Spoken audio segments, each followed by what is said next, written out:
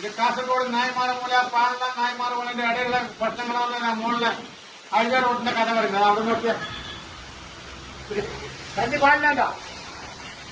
വണ്ടിന്റെ സ്പീഡ് കണ്ടാണ് മായക്ക് എത്രയോ വണ്ടിയുടെ 2, 3, 4 വണ്ടി പറ്റി വരുന്നത് ഒരാഴ്ച ഇപ്പോഴും ആർക്ക് കാണിക്കുന്നില്ല.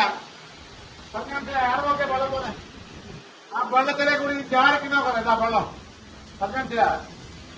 അപ്പൊ ഇതിലെ നല്ല മായ ഉണ്ടാവും പോകുന്ന പോക്ക് അങ്ങനെയാണ്. ഒരു ലിമിറ്റിൽ നിന്ന് ആദ്യം കൊടുത്തില്ല, സമയം കൊടുത്തില്ല, ഇവിടെ ആൾക്കാരെല്ലാം പോയിക്കും.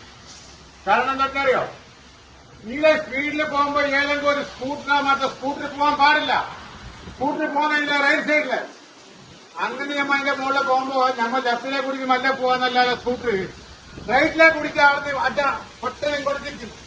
വേറെ വണ്ടി ബാക്കിൽ വന്നിട്ട് കേട്ടിട്ട് മാറിഞ്ഞിട്ട് ഒരു 3 ദിവസം പിന്നെ അങ്ങനത്തെ ഒരു വണ്ടി പറയാൻ പറഞ്ഞു മനസ്സിലായോ.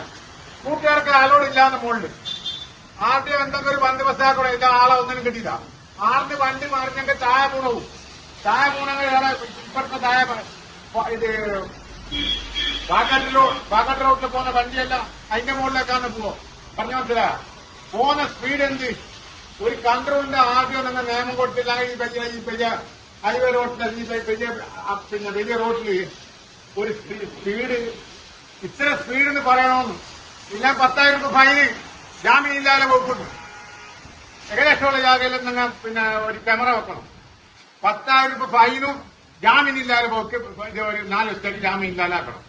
പറഞ്ഞാ ലൈസൻസ് എല്ലാം ക്യാൻസൽ ആക്കണം. മനുഷ്യന്മാർക്ക് ബാക്കി ഒരാൾക്ക് ജീവിക്കണം. അതിന്റെ പോലെ പോലെ വെള്ളം നോക്കണേ നോക്കാം. വെള്ളം നോക്കുക.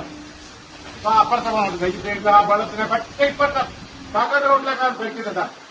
അല്ല വണ്ടിന്റെ സ്പീഡ് കണ്ടാന്ന് പാക്കാട്ട് റോഡിലും അങ്ങനെ ഭയങ്കര ഡേഞ്ചർ. 1/1 വേണ്ടാക്കോ 1/1 തന്നെയാണോ പോകുന്ന പരിവാറ് വരുന്ന പരിവാറ് ഇവിടെ പാക്കാട്ട് റോഡിൽ 2 ഭാഗം പോകാൻ കഴിയാന്ന് ഒരു മനുഷ്യനും ബാക്കിയാകില്ല. അണ്ടർ പാസിലാണെങ്കിലും ഭയങ്കര ബുദ്ധിമുട്ടാണ്. ഓക്കെ, കാസർഗോഡ് നിന്ന് മുഹമ്മദ്.